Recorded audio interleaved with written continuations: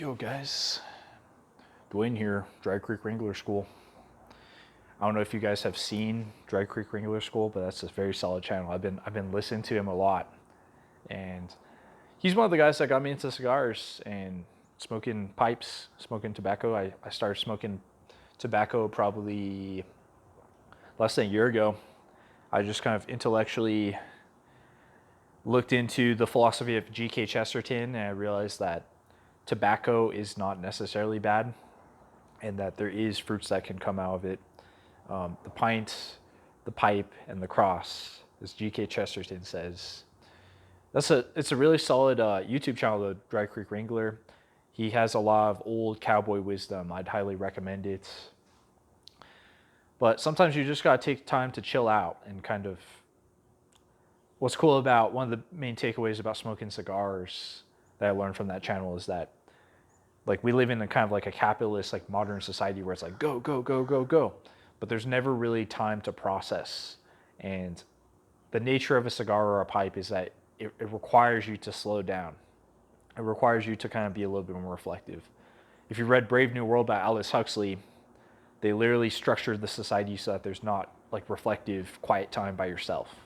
So I definitely have I've made the decision to indulge in tobacco, and I don't view it as a bad thing.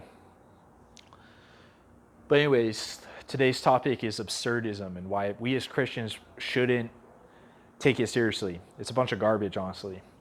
Hear me out, hear me out. So for those of you who don't know what absurdism is, it's kind of, I'll show you a few examples. So Monty Python, the work of Monty Python, the movie Idiocracy, Terry Pratchett books, Absurdist.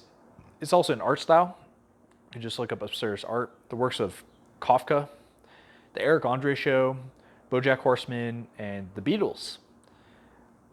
It affects a lot of us in ways that we don't realize. And before you call me a hardo or think that I'm humorless, hear me out. I think the Christians who defend absurdist media are a little bit naive, because humor has a purpose. Humor can be used for good or evil, and something is funny. What makes something funny is it points towards some sort of assumption or truth. The incongruities or the contradictions of things. That's what makes something funny. It should be oriented towards truth. For example, this meme here. Schizoprepper who planned on rebuilding society their way when the Mormon super soldiers in Lockheed Martin mech suits descend from the Winter Mountains. There's kind of a lot of ideas packaged here in this meme. I thought it was funny myself.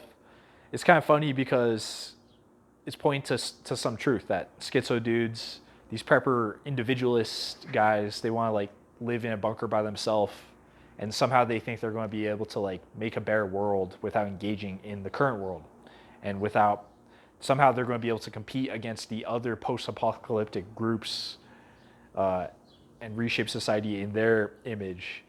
Whereas like the Mormons are going to win out because they have a community, they have actually a group that they're working with. So I thought it was funny because it's just like, it's kind of disarming an assumption that individualism is the way forward with like dealing with preppers and that kind of thing. So I think stuff like that is good if it points to some sort of truth. But what happens if humor points towards lies? And that's the problem with absurdism, is it's rooted in atheism. Ultimately, like it's based in atheistic philosophy, because it basically assumes that reality is irrational and unintelligible. It can't be understood. It's not meaningful. Like Sisyphus is the symbol of absurdism because he's like the ancient Greek guy in hell, and he's like pushing up a boulder up a hill eternally, and by the time he gets to the top, it rolls all the way back down. He has to start over again. It's pointless. It's absurd. And absurdism, it's basically like nihilism with a coating, like a veneer of funniness. It's like it's using funniness as a way to kind of hide its true intent. And people need to be aware that absurdism is basically the same as nihilism. And so why are people so nihilistic?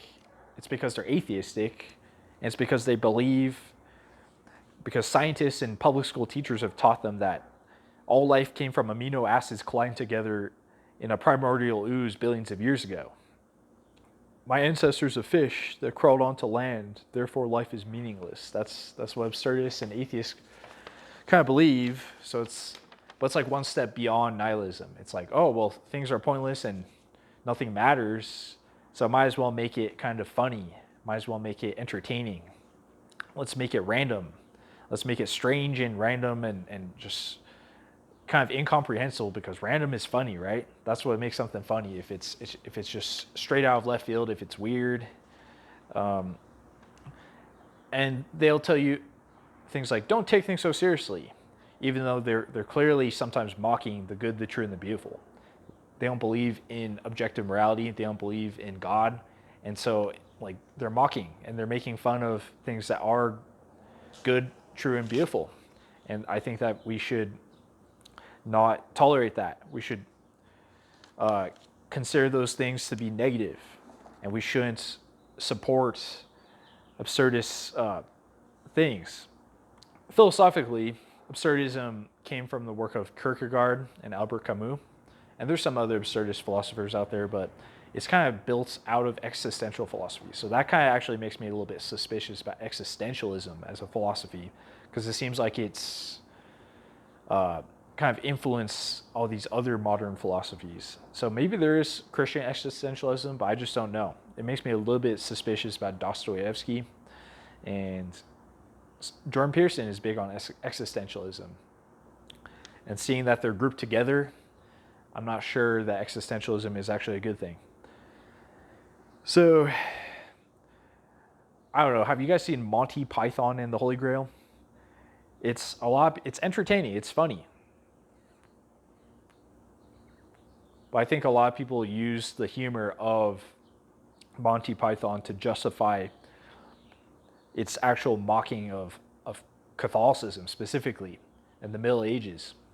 I think a lot of people, they watch movies like Idiocracy or the Monty Python and the Holy Grail, and they assume that it's like true. They believe that the Middle Ages actually were like that people were like just rolling around in the mud, and that's all it was for hundreds of years, and the Catholic Church just oppressed people. And the Monty Python troupe, they're explicitly anti-Catholic. And just because they make everything funny, just because they mock also the pagans are in there too, doesn't necessarily justify that they're just straight up mocking the Catholic Middle Ages. They're trying to downplay and paint this false picture full of lies about the Middle Ages. I think this should be taken seriously, because maybe you know about the Middle Ages and you don't take it seriously as a Christian. Like you've studied, you've done your homework, but the average Joe who wasn't raised a Christian, they watch that movie and they think, oh, that's how the Middle Ages were. That implicitly, they believe it. And they're just being misled. They're being lied to through the movie. And it's just being, imagine if Monty Python was the same movie, but it was serious. It would be pretty offensive. Like they mock virginity. They mock monks. They mock the idea of a noble quest. And they mock God directly. And there's some funny moments in there too, you know, like with the holy hand grenade and the rabbit. But ultimately, like they're mocking the good, the true, and the beautiful. So the fruits are bad. And I think that we as Christians should call a spade and realize that absurdist philosophy is built out of atheistic philosophy. It's anti-Christian. It's anti-Catholic. And we should try and stay away from it as much as we can. And try to disapprove of it. And just because you disapprove of something like a bad joke doesn't mean you're humorless. So it's been on my mind for a while. I think that it's a major tactic to use humor to basically mock religion and kind of paint a false picture of it. So I think it's important for us to kind of be aware of that dynamic. All right, well, I hope you guys enjoyed this one, and I'll see you in the next one.